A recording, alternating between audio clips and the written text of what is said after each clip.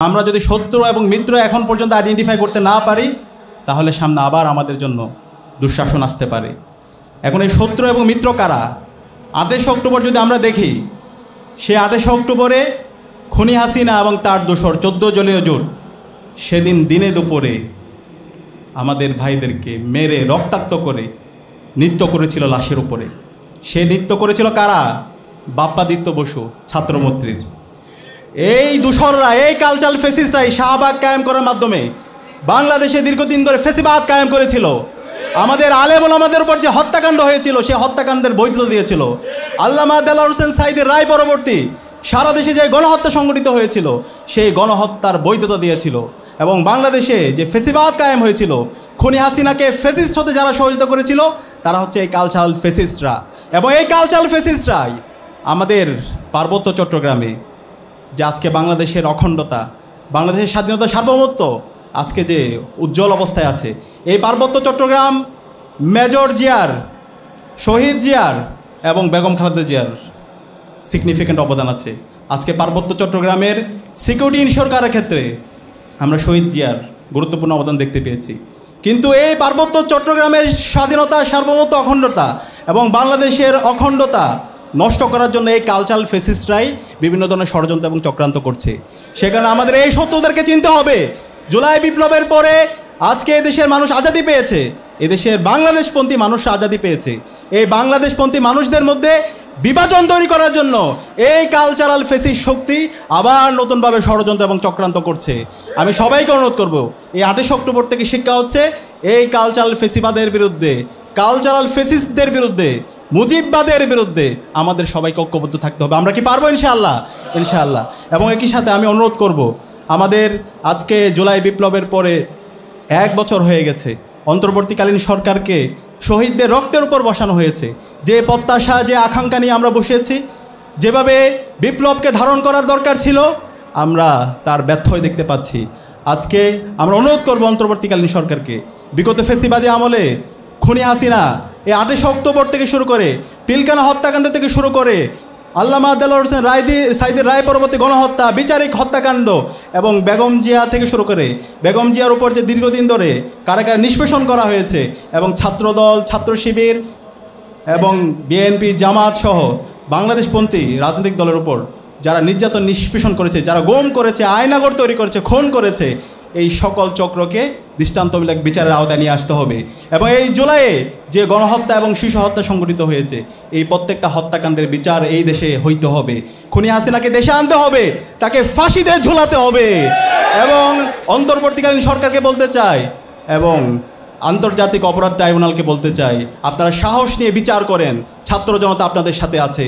খুনি হাসিনা এবং তার দোসরদের এদেশে রাজনীতি করার কোনো অধিকার নাই।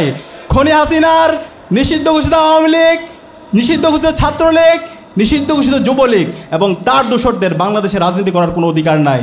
এরা হলো সন্ত্রাসী দল। এরা লাশতন্ত্র কায়েম করার মাধ্যমে বাংলাদেশের আমাদের স্বাধীনতার সার্বভৌমত্বকে, অখণ্ডতাকে তারা নষ্ট করার চেষ্টা করেছিল। আমাদের এই দেশকে ভারতের সাবলেট কলোনি বানিয়েছিল।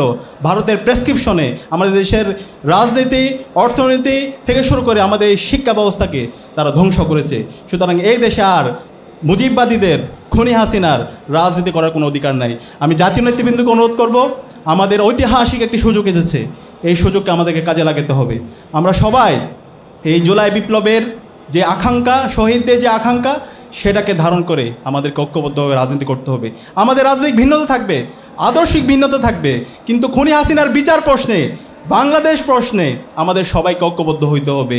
এই জায়গায় যদি কেউ ব্যত্যয় করে, সেটা যদি জামাত ইসলাম করে, আমরা জামাত ইসলামের বিরুদ্ধে কথা বলবো। সেটা যদি শিবির করে, আমরা শিবিরের বিরুদ্ধে কথা বলবো। সেটা যদি বিএনপি করে, আমরা বিএনপির বিরুদ্ধে কথা বলবো। সেটা যদি ছাত্রদল করে, আমরা তার বিরুদ্ধে কথা বলবো। সেটা যদি এবি পার্টি থেকে শুরু করে, এনসিপি থেকে শুরু করে, যে এই জুলাইয়ের আকাঙ্ক্ষা ধারণ করবে না, আমরা তাদের বিরুদ্ধে কথা বলবো। আমরা অনুরোধ করব, আমাদের এই ঐতিহাসিক সুযোগে আমরা যেন সবাই ঐক্যবদ্ধভাবে বাংলাদেশ প্রশ্নে ঐক্যবদ্ধ হয়ে আমরা সবাই কাজ করি। এবং আমাদের এই ঐতিহাসিক সুযোগ 54 বছর পরে আমাদের এই বাংলাদেশটাকে একটা পূর্ণাঙ্গ ন্যাশন হিসাবে বিনির্মাণ করার জন্য এবং আমাদের এই প্রতিষ্ঠানগুলোকে শক্তিশালী করার জন্য আমরা যেন সবাই ঐক্যবদ্ধভাবে কাজ করি। এবং বাংলাদেশপন্থী আমরা যারা আছি সবাই ঐক্যবদ্ধভাবে আগামীর সুখী সমৃদ্ধ বাংলাদেশ বিনির্মাণে সবাই আমরা কাজ করি, সে উদাত্ত আহ্বান জানিয়ে এবং আজকের অনুষ্ঠানের অতিথি রুহুল কবির রিজভী ভাই থেকে শুরু করে সকল সিনিয়র জাতীয় নেতৃবৃন্দকে ধন্যবাদ জানিয়ে আমি আমার কথা এখানে শেষ করছি। আসসালামু আলাইকুম রহমতুল্লাহ। ২৮ অক্টোবর উপলক্ষে স্মরণ সভার আলোচনা সভার সম্মানিত সভাপতি ডাকসু বিপি আমাদের প্রিয় সাদিক কায়েম, উপস্থিত অতিথিবৃন্দ, আমাদের শ্রদ্ধেয় রুহুল কবির রিজভী ভাই, মুজিবুর রহমান মঞ্জু ভাই, মাসুদ ভাই এবং অন্যান্য সমস্ত নেতৃবৃন্দ, সম্মানিত সুধীমণ্ডলী, শ্রদ্ধেয় শিক্ষক মণ্ডলী, প্রিয় সাংবাদিক বন্ধুরা, আসসালামু আলাইকুম ওয়া তাআলা ওয়া বারাকাতুহু। আমি খুব সংক্ষেপে একটা দুইটা কথা বলবো। এক নম্বর কথা হচ্ছে যে 28শে অক্টোবরের এই ঘটনাটা, if I not wrong, it was Saturday morning এবং জাস্ট ঈদ উল ফিতরের 3 দিন অথবা 4 দিন পরে। তখন ঢাকা শহর একদম শুনশান, শহরের মানুষরা ছুটিতে চলে গেছেন, কিন্তু আওয়ামী লীগ তাদের সন্ত্রাসীদেরকে সারা দেশ থেকে ঈদের সময় ঢাকায় এনে সমবেত করে রেখেছিলেন। এবং সে সময়ে যারা সাক্ষী তারা নিশ্চয়ই মনে থাকার কথা, 28 অক্টোবরের আগ থেকে 8 দিন 10 দিন আগ থেকে মাসুদ ভাই যেরকম বলেছেন যে যখন ডেট ঠিক হলো যে আমাদের ক্ষমতায় হস্তান্তর করা হবে, সেই ডেট ঘোষণা করার ঠিক করার সময় থেকে আওয়ামী লীগ সারা বাংলাদেশে সমস্ত জায়গাতে, স্পেশালি শেখ হাসিনা নিজে বারবার ঘোষণা করেছেন যে লগি বৈঠা নিয়ে ঢাকা উপস্থিত থাকতে হবে। এবং লগি বৈঠাটা ইট ওয়াজ সিম্বলিক, বাট লগি বৈঠা ছিল আসলে অস্ত্র। এই অস্ত্রগুলো নিয়েই তিনি ঢাকায় সকলকে সমবেত হবার আহ্বান জানিয়েছিলেন। 28শে অক্টোবরের এই ঘটনাটাকে আমি মনে করি ইট ওয়াজ এ ট্রেইলার, আর ফুল মুভিটা প্রদর্শিত হয়েছে হাসিনার 15 বছরের দুঃশাসনে। 28শে অক্টোবরের সেই দিনে তিনি গণতন্ত্রকে হত্যা করেছেন। পরবর্তীতে এই গণতন্ত্র হত্যার রাজনীতিটি গত 15 বছরে তিনি তার শাসনাবলীটিকে বাস্তবায়িত করেছেন। 28শে অক্টোবরে তিনি বর্বরতার চরম শিখরে উঠিয়েছিলেন তার কর্মীদেরকে, মৃত মানুষের উপরে, লাশের উপরে নৃত্য করেছিল। এই বর্বরতার কন্টিনিউশন ছিল হচ্ছে পরবর্তী 15 বছর। সেই বর্বরতার উজ্জ্বল দৃষ্টান্ত হচ্ছে আয়নাঘর, সে বর্বরতার দৃষ্টান্ত হচ্ছে বিভিন্ন গুম, খুন এবং হত্যাযজ্ঞগুলো, সে বর্বরতার দৃষ্টান্ত হচ্ছে যে মানুষ নির্যাতিত হয়ে কাঁদতেও পারত না। আজকের বিপি, আজকের জিএস, ডাকসুর যারা আছেন, এরাও এই বিশ্ববিদ্যালয়ের ভেতরে নির্যাতিত হতেন, কিন্তু শব্দ করে কাঁদতেও পারতেন না। ইট ওয়াজ দি রেজিম অফ হাসিনা। সো আমি মনে করি যে ওই ট্রেইলারের পুরো মুভিটা প্রদর্শিত হয়েছিল গত 15 বছরে। হাসিনার সময়ে আমরা বলতে চাই যে আমাদের যে সকল ভাইয়েরা 28 অক্টোবরে সেদিন শাহাদাত বরণ করেছিলেন, হাসিনা সেদিন গণতন্ত্রকে হত্যা করতে চেয়েছিল, কিন্তু সে গণতন্ত্র পুনরুদ্ধারের জন্যই সেদিনই জীবন দিয়েছিলেন আমাদের শহীদ মুজাহিদ, শিপন, মাসুমেরা। এবং এই পরবর্তীতে ওই যে গণতন্ত্র পুনরুদ্ধারের যাত্রা, সেই যাত্রায় 24-এর আন্দোলনে আবু সাইদ এবং মুক্তারা জীবন দিয়ে আমাদেরকে স্বাধীন করেছে। আমরা ওই দিনের ঘটনার পরে একটা ছোট্ট ঘটনা বলে শেষ করছি যে 28শে অক্টোবরের এই নির্যাতনের বিরুদ্ধে আমরা ছাত্রদল, ছাত্র শিবির একসাথে ময়দানে আমরা মিছিল করেছি।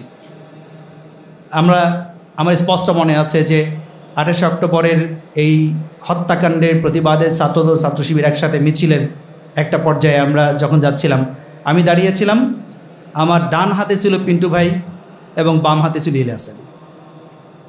এইভাবেই আমরা মিছিল করে শেষ পর্যন্ত আমাদের মিছিলটা শেষ করেছি।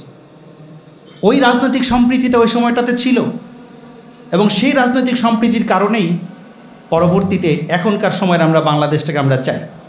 আমরা মনে করি যে ওই রাজনৈতিক সম্প্রীতিটা যদি আমরা আবার পুনরুদ্ধার করতে পারি, ওই রাজনৈতিক সম্প্রীতিটা যদি আমাদের মধ্যে থাকে, একটি প্রসপারাস বাংলাদেশ আমরা পাবো ইনশাআল্লাহ, একটা সুন্দর বাংলাদেশ পাবো। যে বাংলাদেশের জন্য আমাদের জুলাইয়ের যোদ্ধারা শহীদ হয়েছেন, যে বাংলাদেশের জন্য আমাদের জুলাইয়ের আহত পঙ্গু উত্তোলনকারী ভাইরা তারা আহত হয়েছেন, পঙ্গু হয়েছেন, যে সুন্দর বাংলাদেশের জন্য মাসুম, শিপন, মুজাহিদরা জীবন দিয়েছেন, সেই বাংলাদেশের জন্য একটি সম্প্রীতির রাজনীতি আমাদের খুব বেশি প্রয়োজন। আমরা যে নির্যাতনের মুখোমুখি হয়েছি, আমরা সেই নির্যাতনের মুখোমুখি হয়ে ভীত হইনি। আমাদের আল মাহমুদ বলেছেন যে আমাদের এই মিছিল নিকট অতীত থেকে অনন্তকালের দিকে। আমরা বদর থেকে হুদ হয়ে শত সংঘাতের মধ্যে শিবির এসে দাঁড়িয়েছি। কে জিজ্ঞেস করে আমরা কোথায় যাব? আমরা তো বলেছি আমাদের যাত্রা অনন্তকালের। আমাদের হাতে একটি মাত্র গ্রন্থ আল কোরআন। এই গ্রন্থ এই মহাগ্রন্থ কোনো দিন কোনো তৌহিদবাদীকে থামতে দেয়নি, আমরাও থামবো না ইনশাআল্লাহ। সবাইকে অনেক ধন্যবাদ। আসসালামু আলাইকুম রহমতুল্লাহ তাআলা।